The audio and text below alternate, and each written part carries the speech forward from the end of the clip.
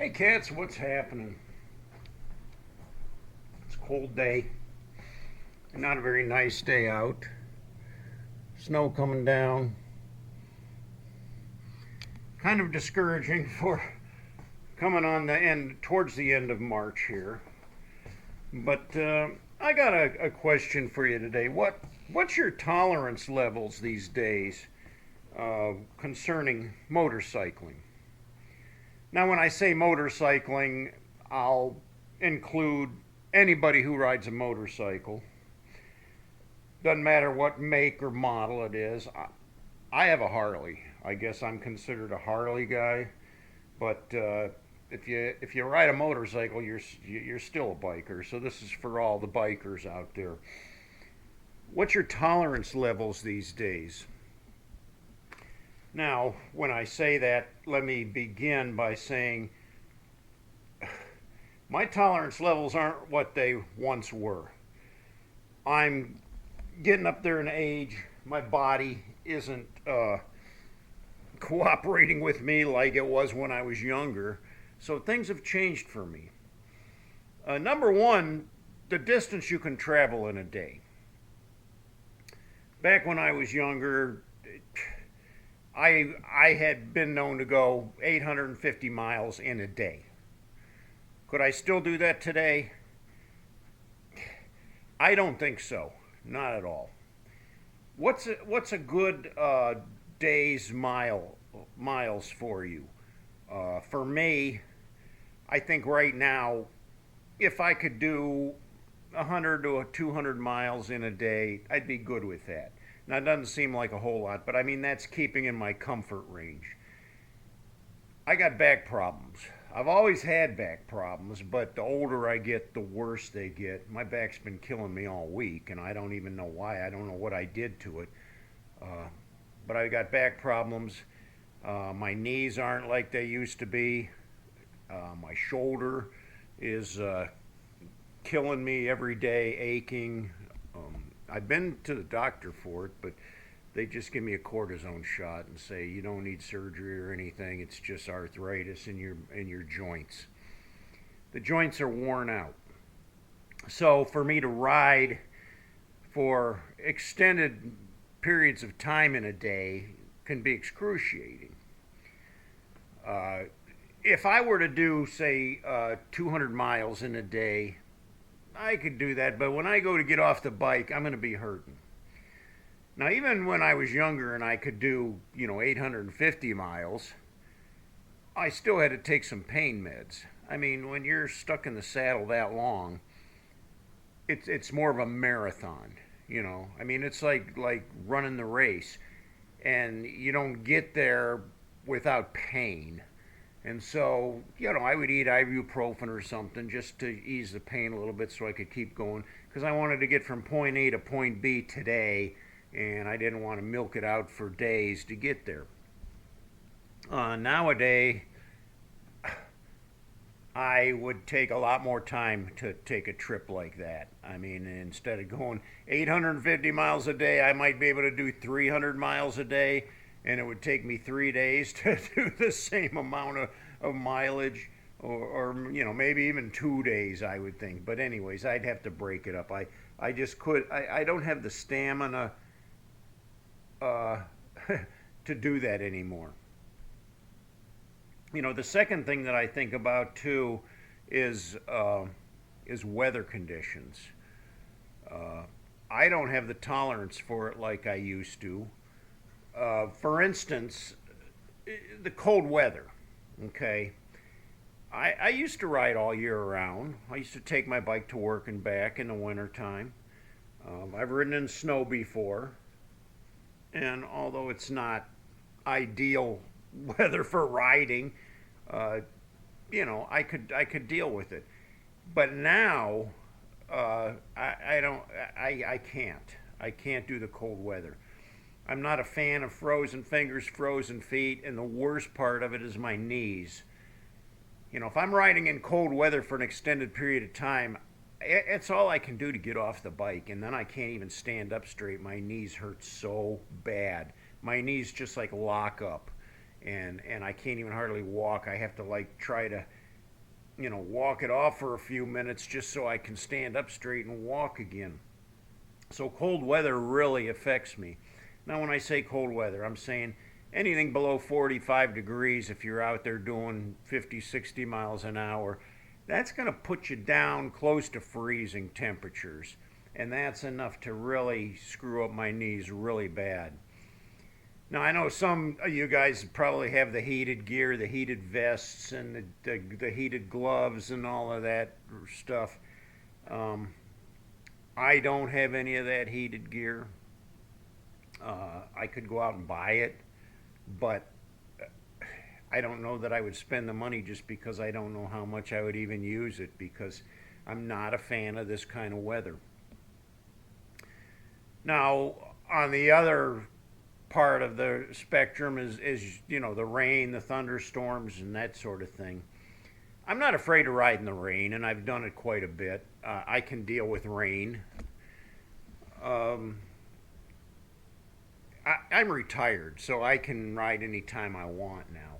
But let's say I felt like taking a ride today and I go outside and it's raining, I'm going to say, I'm not going. Because I don't feel like going out and riding in the rain and getting wet. On the other hand, if I had an event to go to or an obligation, uh, and I look at the weather and it's like, okay, it's raining right now, but it's going to clear up later this afternoon, I'll get on the bike and take off in the rain because I know later on it's going to be a nice day and it'll be more pleasurable for riding. Plus, I have an obligation to meet or I have, other people to ride with or whatever. But if it's just um, going out for the sake of taking a ride, I'm not going out in the rain. Now, there's those days too when you're out riding and you get caught in that thunderstorm. Oh, well, you just got to deal with it. You just keep on pounding through. The rain will eventually subside. I could stop and throw my rain gear on, but I very rarely do because I find it's kind of a pain in the neck putting rain gear on, You got to fish it out of your saddlebag. Then you got to try to put the trousers on and then put your jacket on and get it all zipped up and velcroed up and then they still leak.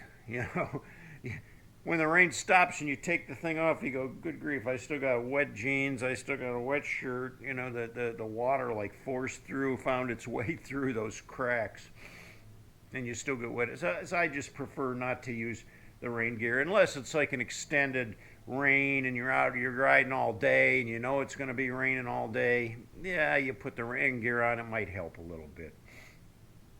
But not a fan of the weather conditions, and my tolerance levels are much lower these days than they were when I was younger. So, you got that. The other thing that I have low tolerance for these days, though, are riding with large groups. I mean, sometimes you have an obligation. It might be a fundraiser or something you're committed to join the ride and ride with. I'm not a fan of it though because inevitably there's going to be somebody there that's a novice rider, that's a terrible rider, uh, even somebody that's a hot dogger, a show off. Um, I'd rather not ride with those kind of people. I prefer riding with my small group of friends that I trust, that I know they know how to ride, and they know how to stay in their lane. They know the hand signals. Uh, I feel very comfortable riding with them. But riding with the large groups,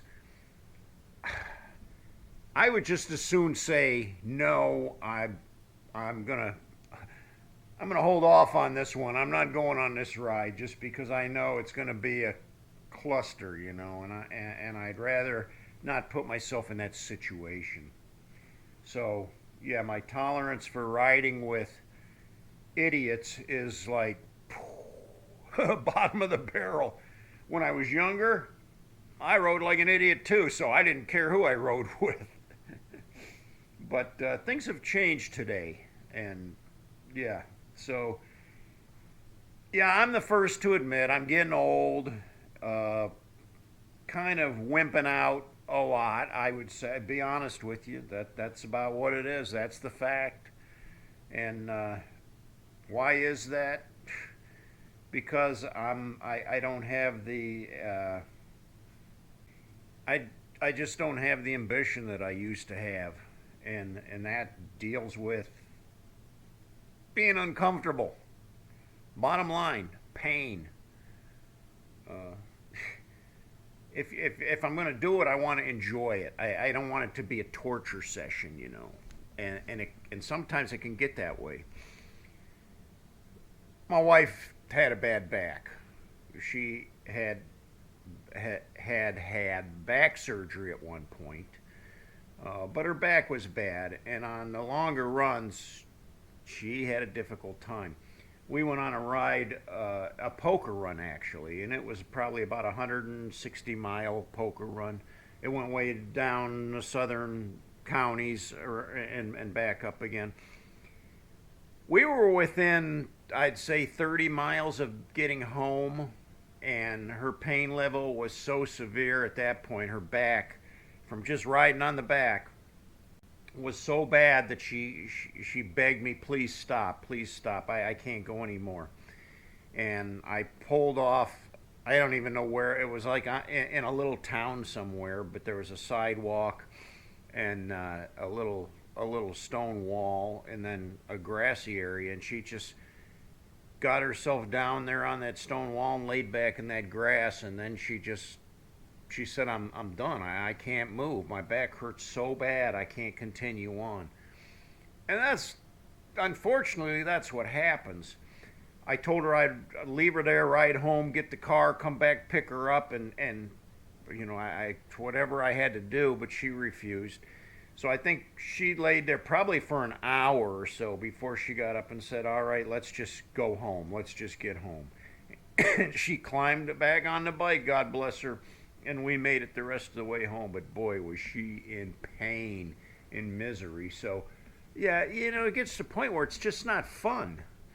It's just, as much as you love motorcycling, it's just not fun. And unfortunately, we get older. We grow old. We don't have that stamina that we once had. We don't have the health that we once had. The bones are achy and weak. The other thing, too, with me is not only does my body age, but so does my brain. My eyesight, my hearing, it's like dwindling. So my reaction times are slower, obviously. So I have to take it down a notch. I'm not a speed demon anymore. I take my time. I want to make sure that, I don't get killed out there on the road. And that's not hard to do these days with all the ding dongs out there. But I have to just take a little bit extra time by slowing it down a little bit so that, I can drive defensively and not act like an idiot and get myself hurt or killed. So yeah, I know we all want to we want everybody to think that we're still a hardcore biker, but I have to confess, I'm not there anymore. There probably was a day way back when, but I just can't. I can't hold it anymore. I can't hold that title anymore. I'm a wimp. I'm getting old. Things hurt. Well, cats, thank you so much for tuning in today and watching the video. I appreciate your attendance here. And, leave your comments down below. Let me know what your tolerance levels are. How far can you ride? How do you deal with weather? And how do you deal riding with other idiots, too? Anyway, things are looking up for me here. By the way, I did get my new fiber optic cable put in yesterday. And my new 4K TV, oh my gosh, amazing difference. I mean, no more buffering. And the picture quality is just incredible. Like you could reach inside there and I mean, you could see the hairs on a, well, you know what I'm going to say, yeah. The definition is like 100 times better than my old TV. So yeah, I'm almost addicted to watching my TV now, and I try to stay active, try to stay busy. I was out this morning, took a hike this morning, did like 3.5 miles, just to stay active, work my back out a little bit that's been hurting. But yeah, I'm very satisfied now. So now my upload speed was 48. 48. Now it's 312. So I mean that's like a 2,000% better than what it was. And my upload speed used to be 0.43, 0.43. Now it's 312 upload speed too.